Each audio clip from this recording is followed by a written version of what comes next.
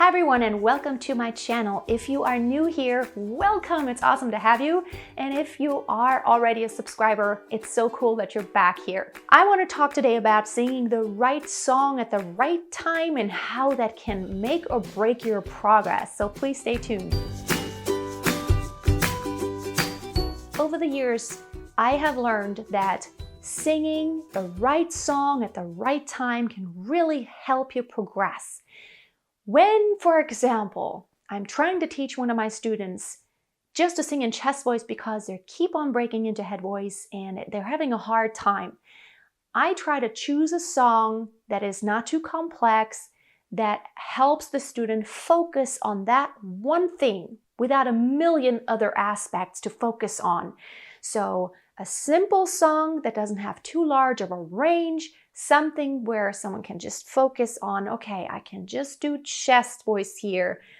For example, if someone wants to work on transitioning between registers, I of course choose a song where it's very obvious and easy to feel the transitions to where that is kind of the theme that we're working on, and there's not 10 other really hard things in the song for the student that will make it really hard to concentrate on that actually thing that we want to work on. And at the same time, if you do the wrong song at the wrong time, or maybe it's the right song, but it's just the wrong timing, it could really confuse you. For example, if you want to work on strengthening your middle to high chest voice, and then you choose a song that forces you to have tons of transitions, tons of voice colors, and you already have a hard time even just to stay in chest voice because you just constantly break into head voice so easily, it is not very helpful to choose a song that has all these aspects of you needing to manage all those colors and dynamics and softer chest voice, louder chest voice, softer head voice, louder head voice, and transitioning, like smoothing it out. You want to make it very obvious. Like the song that you choose needs to kind of address those things you really work on. It needs to have that one challenge that you can focus on and it not have 18 challenges. So you want that one challenge, but you also want to remove those other elements that would make it really, really challenging. And then, of course, for a performance that you might be coming up to perform, you want to then choose one song that you work on a little longer, and you can actually work out. That's what I usually do. If you have one song that is this big challenge in your life that you really want to master, I always prescribe, okay, this is like our song that we're doing long term. And in order to get there, in order to master those challenges that now present themselves to you, why don't we work on that song for this issue and these exercises that go with it, like that song and all these exercises. And then when you mastered that, you could plug it into this song and apply it because you have really focused on these things. And then we have another song focusing on that other issue that's on that big, chunky, like big challenge song.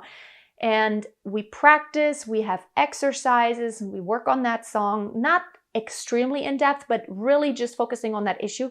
And then we kind of plug it in to that big challenge song. And then over time, you could really fix the issues one at a time. So if all you did was just take this big challenging song that is like so hard, that has a lot of issues, it's like it could be so overwhelming, it could be frustrated. Also, you'd hurt yourself.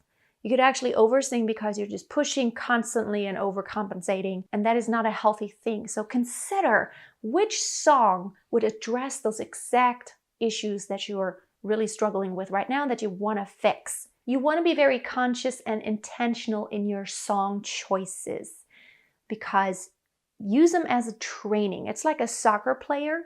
They don't actually play games most of the time they train.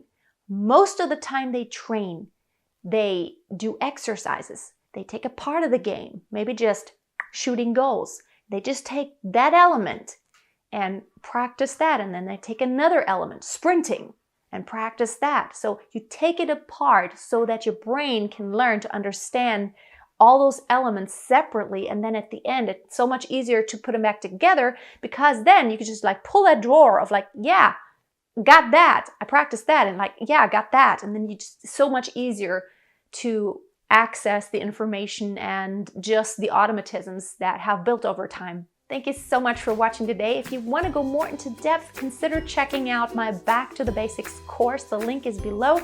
All the videos contained in the course are exclusive. They're not anywhere on YouTube. So maybe if you want to go in depth, you will also have personal access to me. Have a wonderful day, and I hope to see you soon. Always keep on singing. Makes me feel sad for the rest.